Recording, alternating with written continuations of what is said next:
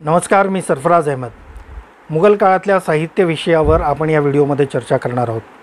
मुघल काळामध्ये अकबराच्या दरबारात मोठमोठे विद्वान होते आणि त्या विद्वानांनी प्रचंड मोठ्या प्रमाणात साहित्य निर्मिती केली. हे वेगवेगळ्या माध्यमातून सत्यानं आपण ऐकत आलो आहे. पण अकबराच्या आधी आणि अकबराच्या नंतर जी साहित्य निर्मिती झाली आहे, जे विद्वान या दरबारामध्ये कार्यरत होते, त्याच्याविषयी फारसं काही बोललं जात नाही.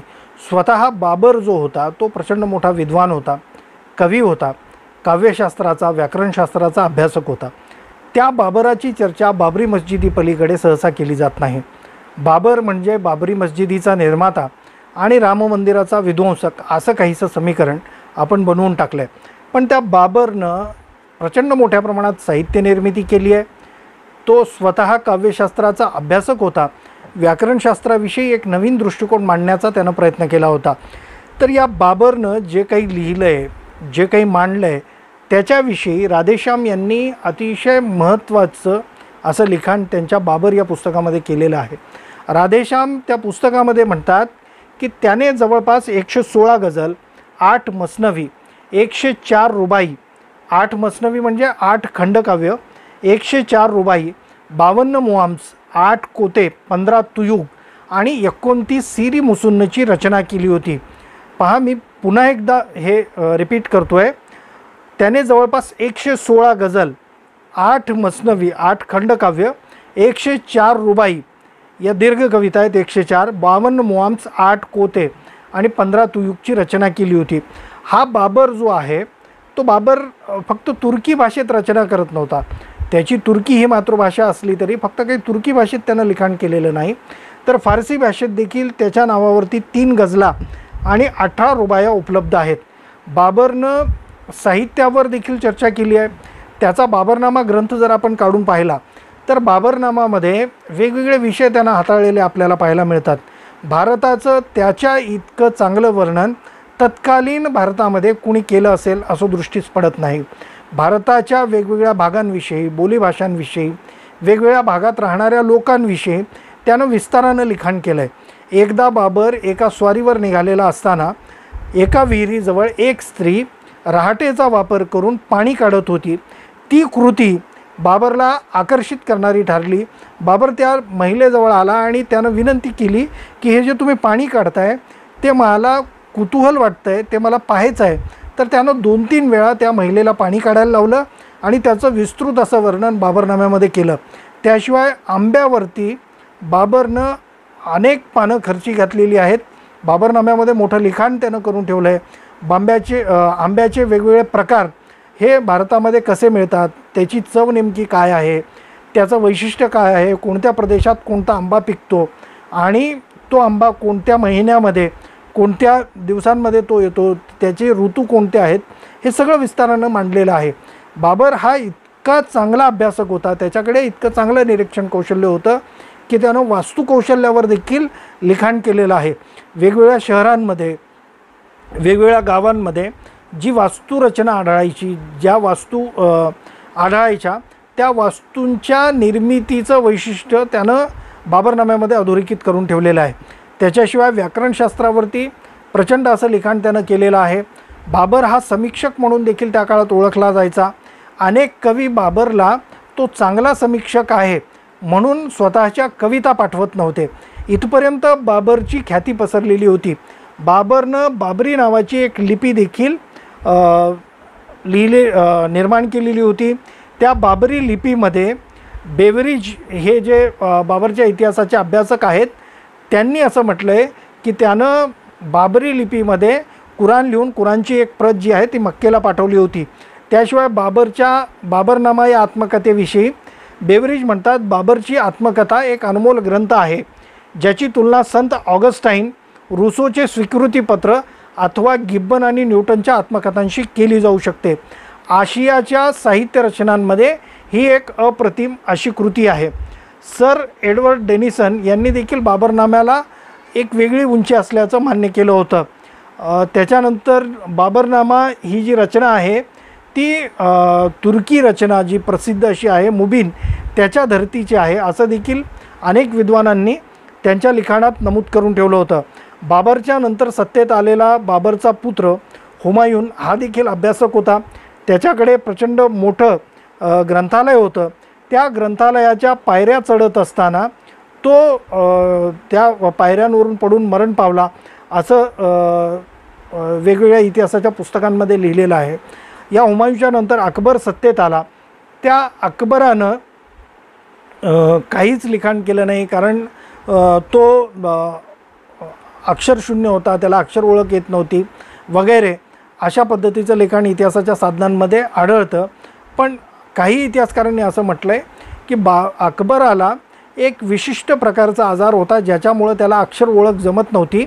पण तो साहित्याचा अभ्यासक होता. तो ग्रंथ लोकांकडून वाचवून घ्यायचा आणि त्या आधारे त्याची टिपणं देखील तयार करायचा. तर या अकबरानं, ज्याला निरक्षर म्हणून हेटाळणी ज्याची केली गेली, त्या अकबरानं अनेक कविता लिहिलेल्या आहेत. मॅनेजर सिंह पांडे यांनी त्या कवितांचं संकलन केलं आहे. तर त्या कवितांमध्ये एक कविता अकबरची आहे. त्याच्यामध्ये अकबर म्हणतो, भैरव भैरव राग आलाप्यो, आहो प्यारे वंशो में आन, खरज गंधार ऋषभ पंचम मध्यम निषाद दैवत तान, आरोही अवरोही अस्थाई, संचाही ताल काल और मान, उर्पती रप लाग डांट देशी, मार्ग तानसन सुनो सहा अकबर प्रमाण. ही अकबराची कविता आहे. त्याच्यानंतर जहांगीरच्या नावावरती जहांगीरनामा नावाचा ग्रंथ आहे. त्याच्याशिवाय जहांगीर आणि नूरजहाँ, ही नूरजहाँ जी त्याची पत्नी आणि प्रेयसी होती, त्या दोघांनी एकमेकांना कवितांमधून प्रतिवाद केलेला आहे एकमेकांचा, आणि काव्यात्मक पत्र देखील पाठवलेली आहेत. तर त्या जहांगीरच्या अनेक कविता या जहांगीरनाम्यामध्ये आहेत. त्याशिवाय नूरजहाँच्या काही कविता या वेगवेगळ्या इतिहासाच्या पुस्तकांमध्ये येतात. नूरजहाँची एक कविता तिच्या कबरीवरती लिहिण्यात आलेली आहे. तशी तिची इच्छा होती की माझ्या कबरीवरती माझी ही कविता लिहिली जावी. तर ती कविता काय आहे पहा. नूरजहाँ म्हणते, बर मजारे मा गरीबाने चुरागे ने गुले, ने परे परवाना सोजत, ने सदाये बुलबुले. अर्थात आम्हा गरिबांच्या कबरीवर ना दिवा जळतो, ना गुलाब उमलतो, ना कुणी परवाना आमच्याजवळ येतो, ना बुलबुल येऊन आमच्या कबरीवर गाणं म्हणते. अशी दुःखात्मक कविता ही नूरजहाँनं लिहिलेली आहे. नूरजहाँ आणि जहांगीरच्या नंतर शहाजहान सत्तेत आला. शहाजहानविषयी आणि मुमताजविषयी अनेक कथा आपण ऐकलेल्या आहेत. त्या शहाजहाननं जवळपास 100हून अधिक कविता लिहिल्याचं काही इतिहासकारांचं म्हणणं आहे. तर काही इतिहासकारांनी 50 कविताच त्यानं लिहिल्या असं देखील म्हटलं आहे. तर त्यातली एक जी कविता आहे त्याच्यामध्ये हा शहाजहान म्हणतो, गई नींद उचट सखी, सोवो हरो नेकन आई, एक टग रहे पाटी लग मग, निरखत तेसी चलत पवन पुरवाई. ही शहाजहानची कविता आहे. त्याशिवाय शहाजहानच्या ज्या मुली होत्या त्या मुली देखील इतिहासाच्या आणि काव्यशास्त्राच्या अभ्यासक होत्या. त्यांनी देखील प्रचंड लिखाण करून ठेवलं आहे. तर या शहाजहाननंतर सत्तेत आलेला मुघल बादशाह औरंगजेब, ज्याच्याविषयी ज्याला बुत शौकीन म्हणजे मूर्तिभंजक वगैरे म्हटलं जातं, हिंदूंचा द्वेष्टा म्हटलं जातं आणि संगीताचा द्वेष्टा म्हटलं जातं. विशेष म्हणजे त्या औरंगजेबानं लिहिलेल्या कविता या संगीत रागकल्पमधून या ग्रंथामध्ये समाविष्ट केलेल्या आहेत. त्या कवितांपैकी एका कवितेत औरंगजेब स्वतः ब्रह्मा विष्णू महेश यांची स्तुती करतो आणि त्यांचा उल्लेख करतो. तर औरंगजेब काय म्हणतोय ते कवितेमध्ये पहा.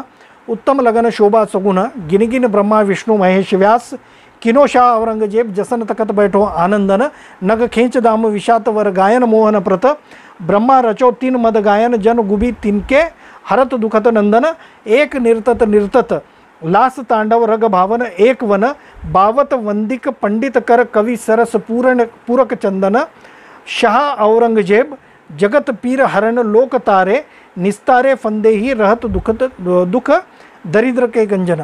हा औरंगजेब ज्याला हिंदू द्वेष्टा म्हणून हिणवलं गेलं, त्या औरंगजेबाची ही कविता आहे ज्याच्यावर कुणी विश्वास ठेवणार नाही. तर औरंगजेबाच्या नंतर अनेक मुघल बादशाह झाले. त्या मुघल बादशाहांनी देखील कविता लिहिलेल्या आहेत. त्यापैकी मुघल बादशाहांमध्ये आझमच्या काही कविता आहेत. तो गौरी ईश्वर शिवा भवानी आनंद देजई अशा आशयाच्या कविता करतो. त्याच्यानंतर आझमशहाने आणखीन एक जी कविता लिहिली आहे ती कविता समजायला खूप सोपी आहे. त्याच्यामध्ये तो म्हणतो, अब तुम जागो क्यों न मोरे मीत, पियरवा हमारी प्रीत तुम सन लगी, नींद के माते सहा आलम सुर जनुमा भव, नुमा सगरी रैन रंग रस पागी. हा औरंगजेबाचा तिसरा मुलगा होता. तर यानं ह्या कविता लिहिलेल्या आहेत. त्याच्यानंतर बहादूरशाह जफर ज्याच्या कवितांविषयी प्रचंड लिखाण केलं गेलं आहे, ज्याच्या दरबारामध्ये गालिबसारखा मोठा कवी होता, त्यानं अनेक कविता लिहिल्या होत्या. त्यातली एक कविता ही इंग्रजी सत्तेला आव्हान देणार होती. तो म्हणतो त्या कवितेमध्ये, हिंदियों में बू रहेगी जब तक ईमान की, तख्ते लंदन तक चलेगी तेक हिंदुस्तान की. म्हणजे हिंदी लोकांमध्ये जोपर्यंत ईमान राहील, जोपर्यंत आत्मसन्मानाची जाणीव त्यांच्यात राहील, तोपर्यंत त्यांची तलवार लंडनच्या तख्ताला आव्हान देत राहील. त्याच्यानंतर तो म्हणतो, जलाया यार ने ऐसा की हम वतन से चले. त्याला ब्रह्मदेशात नेऊन ठेवलं होतं, त्याच्यावरची ही कविता आहे. जलाया यार ने ऐसा कि हम इस वतन से चले, बतौर शमा के रोते हम इस अंजुमन से चले. त्यानंतरची अशीच कविता आहे ज्याच्याविषयी त्यानं लिखाण केलं आहे. तो म्हणतो की सुबह रो रो के शाम होती है, शब तड़प के तमाम होती है, हाय कितना बदनसीब जफ़र, 2 गज ज़मीन तक न मिली दफन के लिए कुहे यार में. म्हणजे मला दफन करायला 2 गज जमीनसुद्धा माझ्या वतनामध्ये, माझ्या भारतामध्ये मला मिळू शकत नाही, असं तो ब्रह्मदेशात बसून कविता करत होता.